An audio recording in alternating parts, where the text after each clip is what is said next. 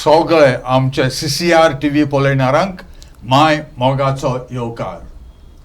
Welcome to our edition of In Conversation with.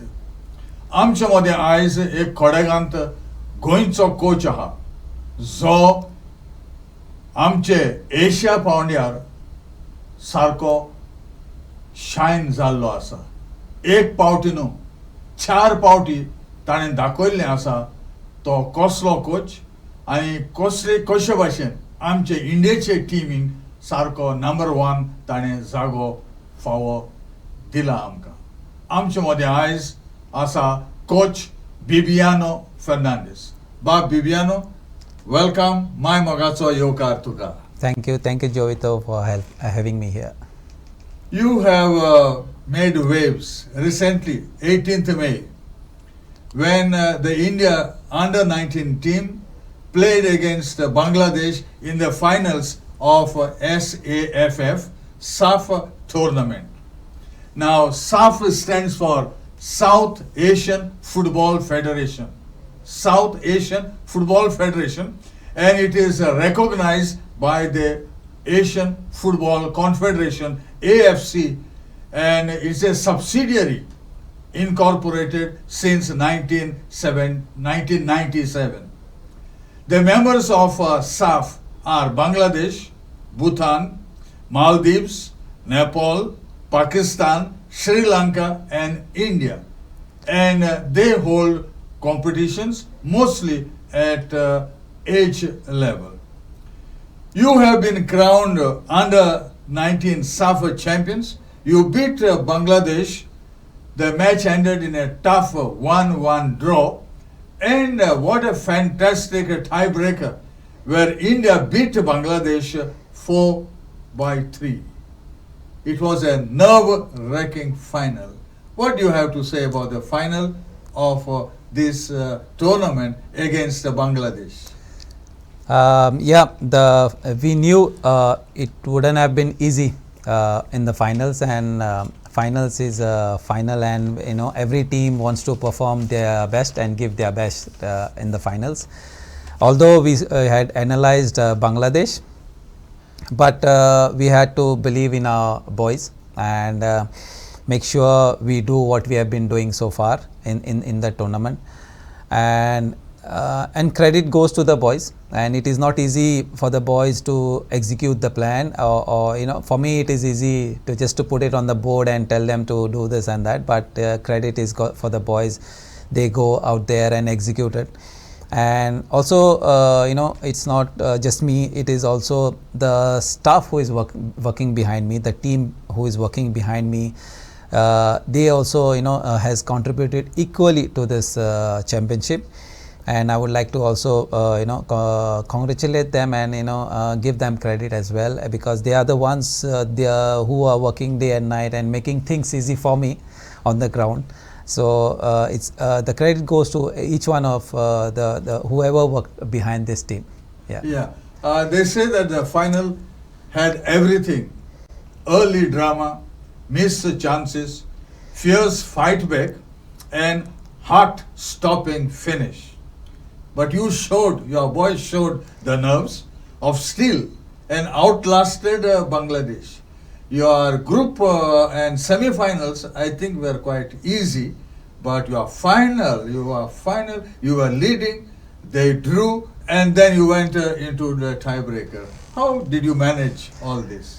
Yes, it was best finals I've ever been on the sideline, and every minute was tense, but I had to stay calm and keep the boys calm, because if boys will look at me and get nervous, like if I am nervous on the sideline, so I had to show my calm so that the boys are calm. But we knew it would be a very difficult final, and what we had to tell the boys is focus on the task rather than the external factors, not to focus on anything else rather than just to be focused on their task in the game, not to think about past, what we have missed chances or missed a penalty or whatever, and not to focus on the future.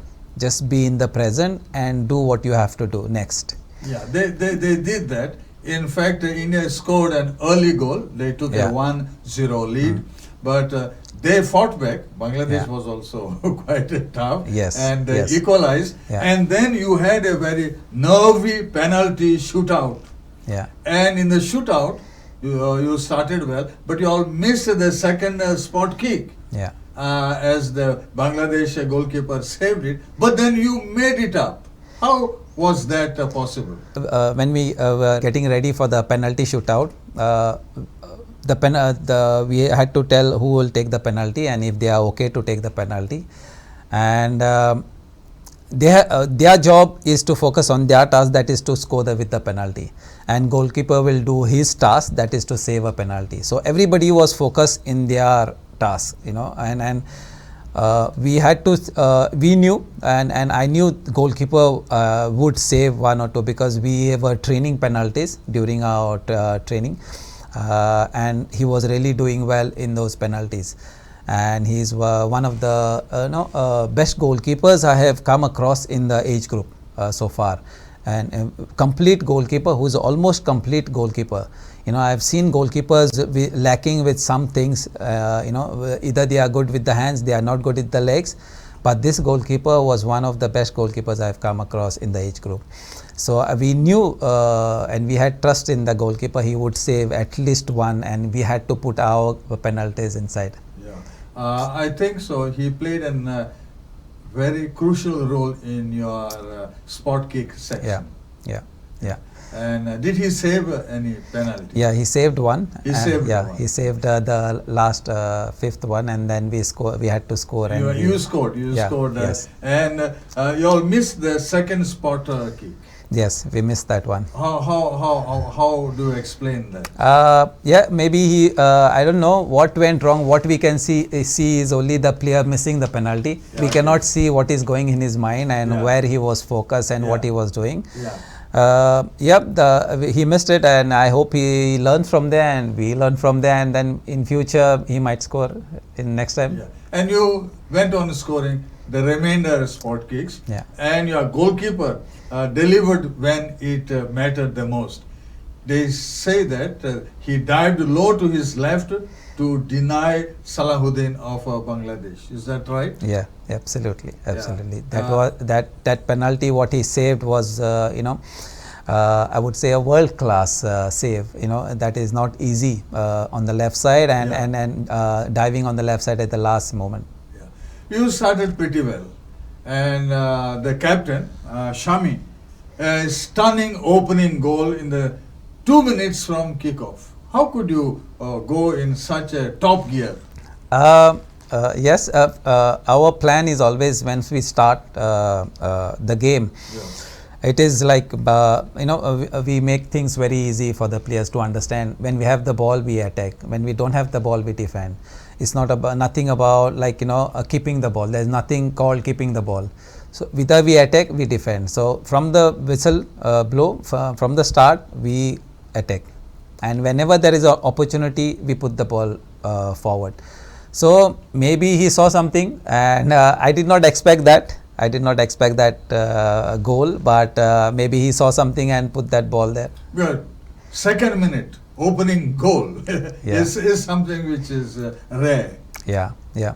So it was early goal, and we controlled the game from there for 30 minutes. But Bangladesh came back strongly. No, they fought back. Yeah, they fought back. They were expected to. Yeah, they came back, and that is expected, and that was just before the half time, and that is where we had to keep our cool and focus on the task again. There we lost a little bit, and there was a lot of pressure on us. But you maintained the equilibrium, and they say that passing was crisp, movements were sharp, and the wings potency, it was like a weapon. This is all credited to you. Also the boys. Yes, our game mainly was on the wings, and how we can get the crosses and get the ball behind the defense line. But we got a lot of crosses, and we scored goals. And when you make things easy, and simple for the players, and you can get goals. You can get goals like that. So you were totally pleased with the performance of your boys. Yes, absolutely. But a lot of things to improve, lot of things where we can improve, and they can learn how to deal when there is a pressure like that, what to do, how to deal with this kind of pressure. We can get better. There is always room for improvement. Yeah, and the performance yielded you the best goalkeeper award, that is the Suraj. Highest scorer was India's Danny, and most valuable player Mohad Arbash from India, and fair play also went to India. So 4 awards. How do you explain that? Yeah, for me, when we started, it's all about discipline, and it's all about team first. Team come first. No personal interest, but the team comes first. Whatever you do on the pitch, you have to do it in interest of the team, not your interest. There were instances in the training, in the practice matches, and that is where we corrected. And I always instill discipline and respect everybody, respect the opponents, respect the opponent coaches, respect the referees. That's important. Yeah, respect the referees. The more you respect the referees, the more they will be on your side. That is my. So you prepare them psychologically also. Absolutely, and I believe that when you are very respectful, I know we all know referees will make a mistake, and we are human beings, we make mistakes. And that doesn't mean we expose them and shout at them and tell a whole stadium. I tell these boys, for my boys, even the captain, you have to respectfully go and talk to the referee. That's part of a good discipline. Yeah, and then the referee next time will be on your side, because everybody likes respect, right? So we even from on the sideline, you never see me fighting again with the referees, even if it is a mistake in calls against us by mistake. Also, I will say, ref, it was not a fault. He knows, and then we are all human beings. Yeah, we are all human beings. Can make a mistake. So we instill all these life lessons. I call it life lessons, and they know how to get things on their side. When did you start with the preparations? Preparations we started in March 25th. We started getting the boys. All boys were there. So March, April, May. Yeah. So 2.5 months, more or less. Yeah, 45 days. Okay. We were there, and 50 boys we scouted. Who were scouts there, scouted from the RFDL and all the other competition, and we started from there. And by mid-April, our team was almost ready, and then we had to play a lot of practice games. We played a lot of practice games before going there. Even we went 1 week early before to Arunachal to get acclimatized to the high altitude, and we arranged a match there as well to play against their Santosh Trophy team. So you played a lot of practice matches. Absolutely. Against which teams? We played with military teams. 3 military teams were in Bangalore. Okay. There was Southern Command, Southwest Command, and Army Red, one of their best teams, military army teams, and some local teams as well. And in Arunachal, we played their Santosh Trophy team. So the main team. Main team, yes. And these practices did help the team? Absolutely. Training, my training is not much, but when you play these matches now, players come to know each other, and there is nothing like playing matches and getting the players ready, or development of a player. In match, you learn everything. That's how. And now having topped the under-19 SAF, you have now qualified for the AFC under-20. No, we have to still go for the qualifiers. Is it? That is next year. This group will be playing next year. AFC. So basically, this will be the nucleus of your under-20 team, Yes. India. Yes. Will you add new players? Or? Yes, absolutely. There is a lot of room to add new players. Yeah. And next year is a long time, Yes. and you never know, a player who has been just sent home, was not selected, might improve and come back. You never know. So you are open. Yeah, of course, yeah. Very rarely coaches are so open. Because there are late developers, you could say it. They develop later, and then you come and see, oh, you only. Sometimes I was surprised to see a player I had sent back 2 years back, and now he's playing first 11. Like for example, Shami. Okay. Shami had come for under 17 trials, and he didn't get selected. And now you see he's leading the under 19. Yes, one of the star players that you have. Yes. So there is always a possibility for growth as you grow. Yeah. You believe in that. Yes. And your term now with under 19 is up to when? I'll be with the AIFF till November. Till November. That means your contract was for how long? It was for 9 months. 9 months contract. That's all. Yeah. Very short. I feel. And then what happens later on? We qualify, then I get extension. You'll get the extension. Like so you'll be. I'm sure you will be there with the under 20 team, because this is not the first time you have shown the results. I'm sure that there were 3 or 4 earlier occasions. Could you share with us when you were the coach, with which age group, and where did you reach?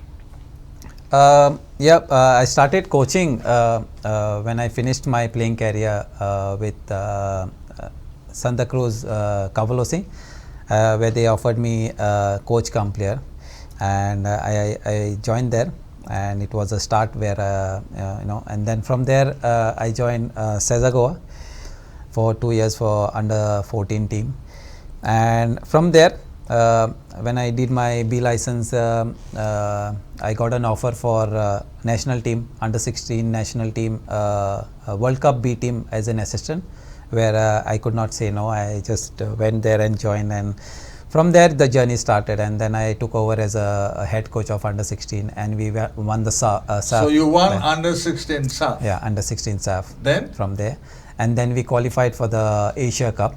Cup? Yeah. With that team. And that is the year where 2018 we missed with by one game. We played against South Korea. If we had to win that game, we would have qualified for the World Cup. Is it? Yeah, that you was. You came very close. Yes, very close. And then after that, I took up another batch of under 17. That time it was called under 17. And then we won the SAF again. That was in India. So that was your second SAF.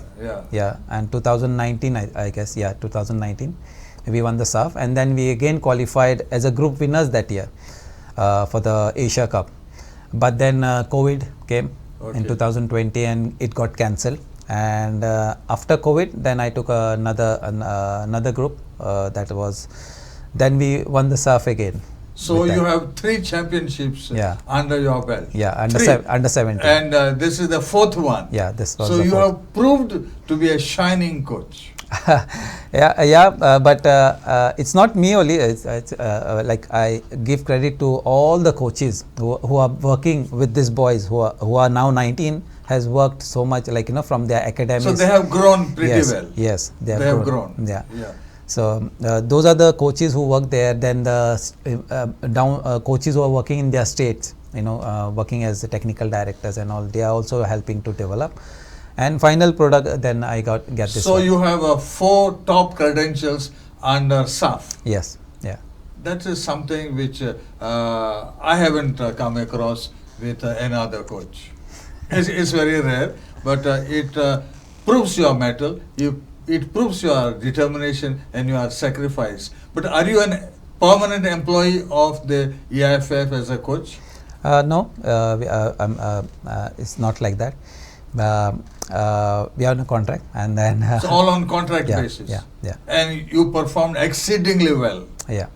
Because I know that 1 year or 2 years you joined the Bengaluru team. Yeah.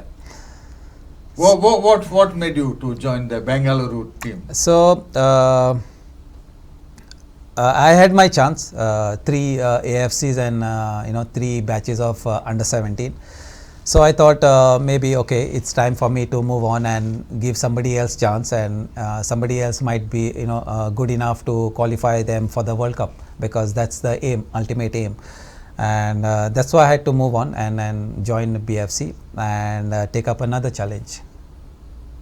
And you were happy in Bengaluru? Yes, BFC. I already know BFC before joining, and they all are very close to me.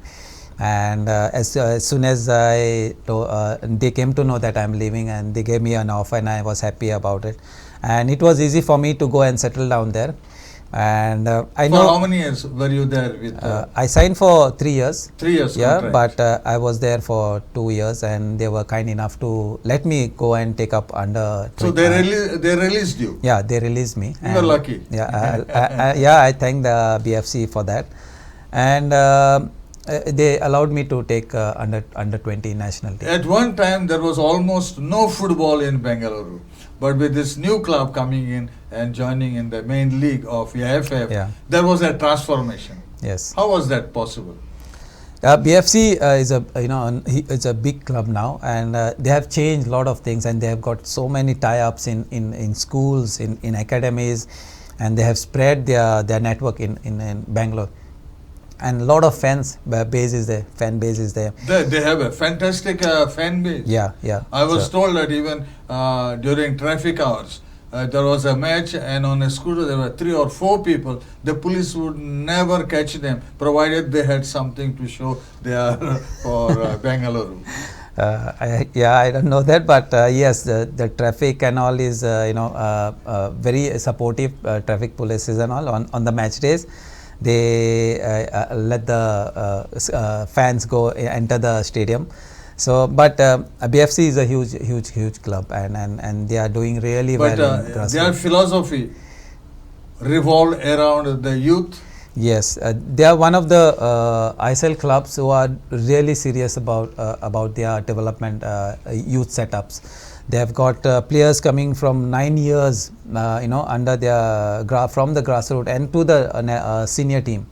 There's a player called Vinith. So there's a progression. Yes. From the mass base. Yes. That is 9 years, as you said, and it grows up. Absolutely, that is the one of the best clubs where any youth can go and just work hard, and they will take you up. Are they professionally managed? Very well, far better than I have seen, and I know one of the best clubs who are professional managing, and every age group has a different coaching team.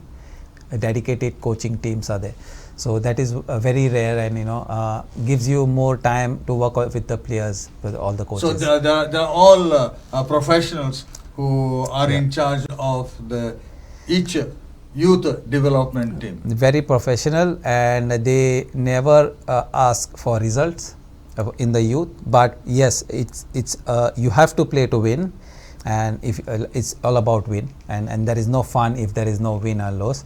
So what we do is we put players, we make them to work hard and give their best to win.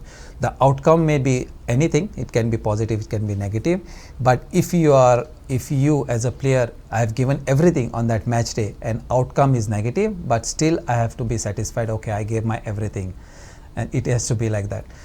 So and you had youngsters coming for the training on the days marked for the training. Say a student, would he come for the training? Yes, BFC is tied up with schools. Yeah, so there are school players also, where sometimes their coaches call us and say, okay, this is a player, can you have a look? I said yes, why not? We say they send players to the reserve team, and I have a look at them, and I give them feedback. If they are good enough, then we sign them next year. And as I know, correct me if I am wrong, Bengaluru does not have as many grounds like, for example, what Goa has. And I was told that the training sometimes starts at 4 o'clock, 4:30. And do students come at that timing? Yeah, and I was surprised to see when I went there, because one of our training starts early morning, 5:30 something. 5:30. Yeah. And do the students come? Yeah, of course they come there. They I was surprised, and I was looking at the kids, so small kids. They come at 4:30. They start, and because of the slot, they don't get the slot. They have to start at 4:30, and parents come there with their kids, and they sleep in the car, and the kid is training. Yeah, and then- normally nowadays the parents who take the load. Yes, yes. Yeah. So you see, Bangalore has changed now. Bangalore is not what it was, as you said, and they have got so many games. Every whole day, the ground is packed, and as you said, less grounds, more teams, more academies are there, and that is why some of the academies start at 4:30, and it goes on from there. So academies are necessary. Yes, absolutely. You need more academies and you need more games for those academies, and there should be more competition, and that is what is happening in Bangalore. There are a lot of games for the every age group. There are a lot of games for the seniors. There is Super Division, there is A Division, there is B Division, there is C Division. Now they are going to make it D Division. Okay, Yeah. that means you must have football ongoing round the year. Absolutely. There is nothing better than playing a competition game to improve and develop a player. So that means you must have a competition every month almost, Yeah. or even more than that. And it should not be restricted to one league which ends in few games and 1 or 2 months and it is over. Yeah. And 10 months you do nothing. No, not like So that. this philosophy has to change. Yes. When I went to Spain, I was in Spain. There were Saturday, Sunday there are games, right? And then only in Madrid, you open an app and you see 5,000 games from age 11 to under 19. 5,000 5,000 games. You can just open. You can see the location. You can go and watch any game. 5,000 game on Saturday and Sunday. 5,000 games are going only in Madrid. There is big Yes. Barcelona, but So all over Yeah. Spain there will be yes, still more. more. So this philosophy is very important. Yeah, Do we have such a concept in India? we have, but we are still lacking. But we need to do more. We Yeah, need to do because more. we are not qualifying for the World Cup. We thought at that time, EFF said we'll qualify when the World Cup was assigned to Germany. Now so many years have passed and still we have not qualified. So is this because of a lack of proper youth development program? Yeah, because it makes a lot of difference. And for example, our under 19 player plays maybe 200 games by now. Okay, for 200 games. But if you see a Japanese player, he will play 600 games. 200 and 600. Yeah. So My God. so you see the difference where we are. Yes. So that is where we need to improve our competition. It includes all the games he played from no matter which age group starts. So 600 games and 200 games. We are like. So we are quite lacking. behind. We are lacking Yeah. in this aspect. Yes. And what have you done to see that these things improve in India?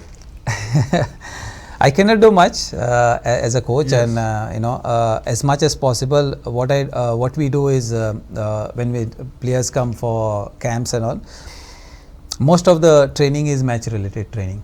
So there is no time for with no match related training. So we train as much as possible match related training and get them come across all the situations which they may come in the games.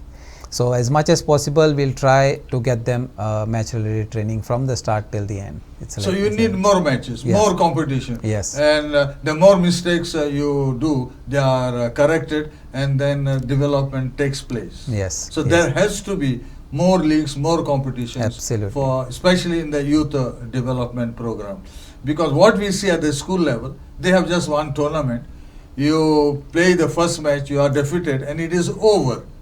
Football cannot develop on this line. Yeah, when we went under 17 went to Italy, there is a rule for the youth tournament. If you want to conduct a youth tournament, you have to make sure every team plays equal number of matches. The finalist will play. Is it? Yeah, otherwise you cannot conduct. So understand, like if you have 16 teams, so all 16 teams will play 5 matches. They will not play 3 matches and come home.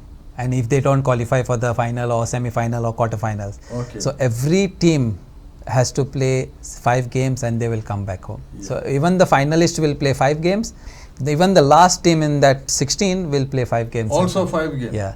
This is a beautiful concept this that is you have. yeah. So this is one way to implement more game times. More game times. So whatever competition we give permission or we do organize, make sure every team plays equal number of games. Yes. Yeah. And you are now the head coach of this team. Did you have any assistants for you? In terms of coaching? Yeah. Of course, that is what I talk about. My team behind team. Yes. And they are the ones who work really hard for me and make things easy for me. And I have to just allot them some. Whom did you have along with you? I had Shafiq from Kerala as assistant. As an assistant. Then I had SNC coach Charleston from Bangalore. I had Prajwal from is a performance analyst from Bangalore. Then I had a massager as well from Manu from Kerala. Then I had a goalkeeper coach Dipankar from Bengal, and I have a kit manager as well. Okay. So you had nearly 6 people assisting you, Yeah. and 5 of them are totally technically oriented. Yes, and also we had a physio. Okay, physio. So as well. that makes 7. Seven so of us. that makes 6 qualified people to assist you. Yes. And without them, would it be possible for you? No, absolutely not. Everybody has a role to play. Even the physio is so important to get the player back for me as quick as possible, and he has done a tremendous job. Even the performance analyst who gives me insight of the opponents, how are they play and how we should be playing, and all these things. Then assistant is there always to make things easy for me, organizing everything and looking out, and then plus so this was another team by itself. Yes. And they all performed according to your guidelines. Yes, 100%. They gave everything, and they were so adaptive and learning. They had a learning attitude. Of course, yes, there are different ideas and opinions, but finally we come to one conclusion, and then that's now the how performance analyst. Yeah. He has a very crucial role to play, especially in analyzing the performances of the rivals also, as well as of your own players. Yes. So he is so important member of the team behind team. He analyzes the opponent. He gets all the videos from the opponent. Where are they? What are the camps? Which players are there in the Bangladesh team? They were there last year for under 17. Or which coach is there? The history of that coach, what type of style of game he plays, what formation he plays, all that information I get it easily, but he works overnight, performance analyst works overnight, and like that with all the teams. But that's very important. Yes, very much. Because to know the adversary, the rivals, what they could possibly do, and plug their strong points. Yes, that's very important for you. Were you happy with all of them? Absolutely. It's performance analyst. It doesn't get over there. So during the warm up on the match day, he looks at the warm up. He sees some things. He comes and informs me. He says, okay, they are going to start with back 5 because they were warming up with back 5. Understand that information, last minute information plus halftime information.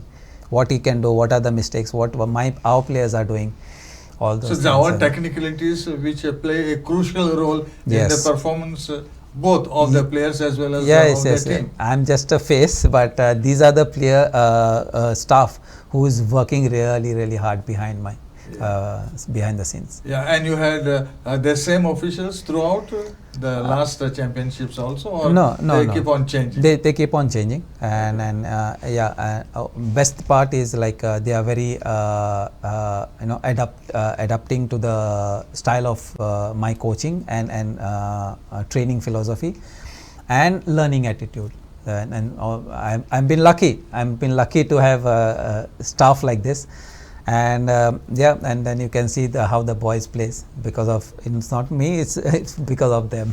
It is nice that you admit and give them the due credit, which is very important. It's not only you, but the entire team of officials who have been working with you. And you had a Goan player, if I am not mistaken, in this team, and Jodrick Abranches, if I am not mistaken. He played as a what? Centre back. Centre back. Now, only player from Goa. Yeah. Yeah. And did he play to his abilities and capacities? Absolutely. He played all the games. He played all the games. All the games. And I believe he also scored in Penalties. penalty. Yeah. He was the scorer. Yeah. How do you rate him? If he develops the way he's developing, and Dempo, he is from Dempo, so also Dempo coaches who has worked behind him, you can see that. And I cannot do much in 1 month, right? So the coaches who are working behind him in Dempos has done a great job, and if he continue to develop like that, he can be one of the best defenders, next Mahesh Gawali of India. Of India. So Yeah. so he has got that Yes. bright future. Yeah. Yeah. But he has to keep on Keep on doing developing. what he's been asked by the coaches. Yes. I think he's from Verna. Verna. He's from Verna. Yeah. And he played in each game, every game. Every game. Yeah. Now you were. Could you tell us how you progressed in the group whom you played? First match we played against Sri Lanka. You won. Yeah, we won 8-0. 8-0. Yeah. I mean that's the highest, if I'm yes. not mistaken. Yeah. Then second we played Maldives. Maldives. Yeah. Yeah. Yeah, And you also Yes. won against the Maldives. No, second we played Nepal. Nepal. Okay. Yeah. And you beat Nepal. We beat Nepal 4-0. Yes. 4-0. Yeah, and 8-0 and 4-0. 4-0. Then you went to semi-finals. Semi-finals That against is where Maldives. you went Maldives. Yes. And you beat Maldives Yeah, 3-0. 3-0. Yeah. And Bangladesh also met Maldives. They were Yeah. in the same group. Bangladesh, Bhutan and Maldives. Yes. And they have drawn with Maldives. Maldives, yeah. 2-2. And you won against the Maldives. Yes. So there, could you see that your team was much better? If you see, team was good. But we don't do those kind of calculations because Okay. you see the finals what happened. Yes. We cannot underestimate, okay, we beat Maldives 3-0 and they draw and that means we can win easily. No, it's not possible. Football is completely different. On that day, who comes and performs is the best.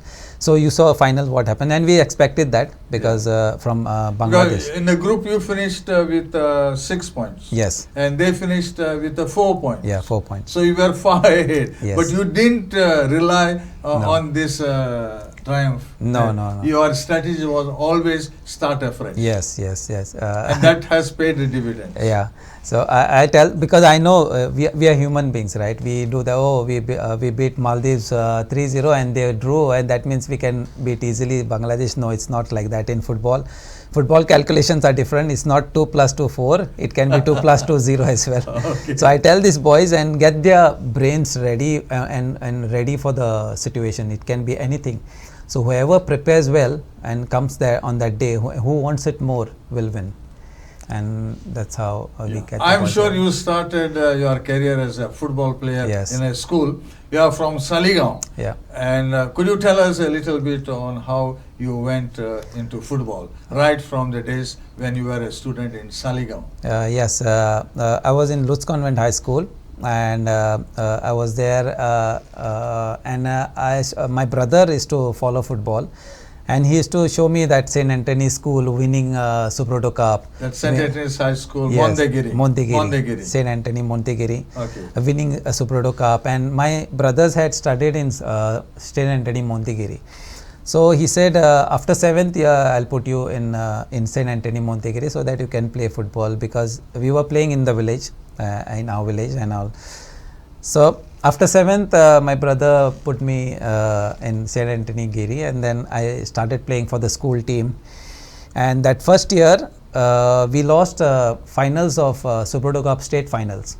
And I was really sad about it. And I was, it's all about going to Delhi. And I was really sad. Then next year, I had another chance, under 16 Suproto Cup. And next year, we won the Suproto Cup. And we represented our school in Delhi for Suproto Cup. So that is how it is started as a player. And then after that, I was in Sai Hostel for 2 years. I was there training. When you were at St. Anthony's Giri, who were helping you in training? Yeah, our principal was Father Joel, who was really passionate about sports. Joel Pinto. Joel Pinto. Yes. And he was totally involved in football. I remember he was even coaching Bruno Coutinho. Yeah. Once I went there and Father Joel was with Bruno. And I was quite surprised that Father Joel could do this much. Did he also help you, Father Joel? Yeah, absolutely. And by that time, we had a coach also, Francis D'Souza. Francis D'Souza. Yeah, Francis From, D'Souza. also from Saligaon. Also from Saligaon. From your own Yeah. village. Yeah. So he was there, and he took over. And we were training morning, evening. A great footballer, a great Yes. coach. Francis, I must say that. Yes. So then it was all sports in school, and then father supported, like Father Joel Pinto supported sports like anything, and that's how you saw those days Saint Anthony was really doing well was. in sports. Yes. So from there I joined Sai Hostel for 2 years, and then then I signed Churchill after that. So you played for Churchill? Yeah, 1 year. 1 year. Yeah, I played for Churchill, and from there I joined Dempos. Dempos? Yeah. Okay. From Churchill I joined Dempos, and then from Dempos I joined Vasco. And Vasco club, where after I joined Vasco, that is the time where I started playing really regularly and full season in the Goa Pro League. Yeah. Yeah. And what made you to switch over to coaching? Yes, it was. We were coming towards end of our careers, and we were all like friends who were there. And one of my friend Gavin Arajo called me and said, "Okay, let's do the C licenses there in Goa." And Armando Colasso was the instructor. And okay, I said, well, let's do it, because I thought, okay, we are fit. We can do the exercise drill, whatever we have. We know football, and it would be easy. But when we went there, first day, Armando sir said, "Come in front and tell us why you are here." You know, every coach, and that is the moment I came to know what is coaching. It's not about doing on the ground only, but you have to be standing in front and putting out your ideas and talking to the players and all. So thankfully we completed that C license, and after finishing my career with Sporting Club de Goa, I joined Santa Cruz Club of Cavalosi as a coach cum player. Okay. Yeah, Right. yeah. And then from there, after one season, I joined Cesar Football Academy. I took up under 14 team, and I was there for 2 years. Then I did my B license, and during that B license, Scott and Robban was a technical director. He gave me an offer for India team, that Okay. is as an assistant coach for the World Cup B team, and I could not say no, and I joined. Big offer, and I joined there as an assistant coach.